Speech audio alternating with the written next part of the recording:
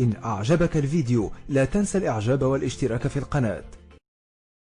رأت اليوم في منتصف النهار المحكمة العسكرية بالناحية العسكرية الأولى بالبليدة كل من الفريق محمد مدين والجنرال بشير طنطاق والسعيد بوتفليقة.